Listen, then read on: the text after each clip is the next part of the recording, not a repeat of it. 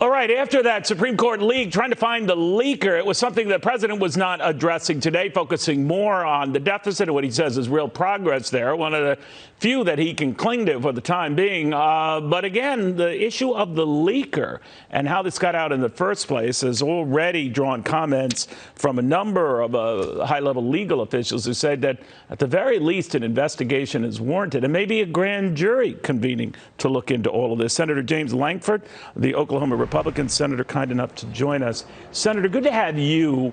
Thanks. You know, this seems to be along party lines that the outrage on the leaker is more an issue for Republicans than the leak itself, which was a big issue for Democrats. But the leaking of this information, period, that's a big deal no matter what party you're from.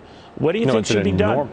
Yeah, it's an enormous deal. You're talking about somebody that breaks the trust, what Chief Justice Roberts called a betrayal of the Supreme Court.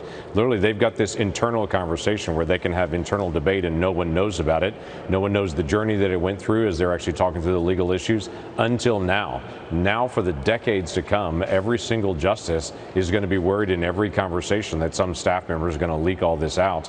And so you can't have free conversation about the issues of the law. And this inserts politics into the court, which is supposed to be closed off from that so they can really discuss not what's politically right, but what does the law say. Now it becomes, if I say something wrong, then it gets leaked out and you've got this political attack on the court. So it is a very big issue, and definitely we should find out who it is. They should be disbarred if it's one of the clerks, so they permanently can't practice law from here on out, and they should have any criminal penalties applicable applied to them, because it's a big issue. Senator, the consensus seems to be that it had to be a more liberally minded worker at the Supreme Court, and that it would cause, you know, a fiery debate about where the ultimate decision goes, and maybe get a justice or two off this move to overturn Roe v. Wade, if that's the quick interpretation. Do you agree that whoever was behind it was, let's say, of a more liberal bent? Right now, honestly, we don't know. This could be someone more liberal within one of the offices there that's trying to leak it out to cause the chaos. It could also be one of the 5 that's on the document itself right now saying they agree to this in February. If one of those 5 have chosen to drop off at this point, it could be somebody on the conservative side. We want to be able to out them and to be able to say, hey, somebody's dropped off, but they were with us in February, but now they're talking about leaving us.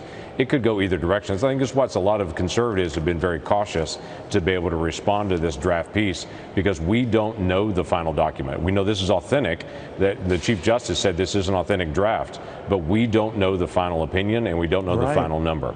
It's a very good point. You know, but one thing, Senator, I've noticed is that I'm noticing this a lot more, not necessarily in the case of the Supreme Court, but almost every other day there's a leak from the January 6th commission looking into the uprising on Capitol Hill that day, and quite a few others that have come to light. And I'm just wondering what's going on. I mean, these are different instances, I grant you, but I could name more, but it is increasingly common. What do you think? Yeah, well, the Supreme Court has not been a place where we've seen leaks because it's not supposed to be partisan. It's supposed to just work on what does the law say, let's follow that.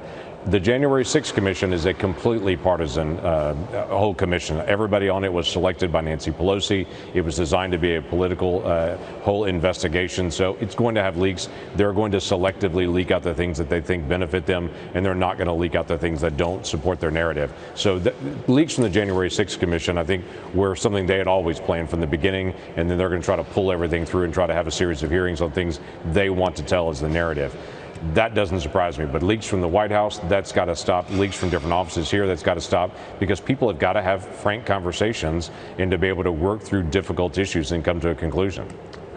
Senator, while I have you here, I wanted to get your sense of primaries last night, particularly in Ohio, where the President Trump-backed candidate, J.D. Vance, won. And a lot of people say it was all because Donald Trump endorsed him. And I'm just wondering what you make of that so-called Trump bump and whether that is illustrative of the direction of the party going forward. Well, I don't know. We'll see that in the days ahead. No question, J.D. Vance had a huge bump when President Trump endorsed him. All the other candidates tried to jump on that immediately to be able to both stop it and then to be able to slow it down once it happened. Obviously, J.D. Vance was already running a good race. He was already in the top 4. There was a very crowded field, and so trying to find those points of differentiation is its challenge when you've got a lot of people in the race. But no question, President Trump had a huge effect on that. All right, now Georgia could be a different case, sir, as you know, where the former president is supporting the former Senator David Perdue to take on Brian Kemp, the sitting governor. So that might all be reversed then. But as to the direction of your party, is it more in the Trump model, or how would you describe it? I would say for me personally on this, and from the conservatives that I talk to, it is a conservative party that we're focused on ideas and issues. We have lots of personalities that are in it. Obviously, President Trump is an enormous influence in the party just in his engagement, but it's around a set of ideas, including the issues about life, about economic development, about trade, about how we're going to handle our future, about who runs the decision making, whether it's families or whether it's government. Those are conservative ideas, and we have lots of folks in lots of different areas that all jump on board. But ultimately, no party can be defined by a single person or by volume. It has to be defined by a set of ideas if it's really going to last and it's really going to matter. All right, we'll watch closely. Senator James Lankford, great catching up with you. Appreciate it. You bet. Good to see you again.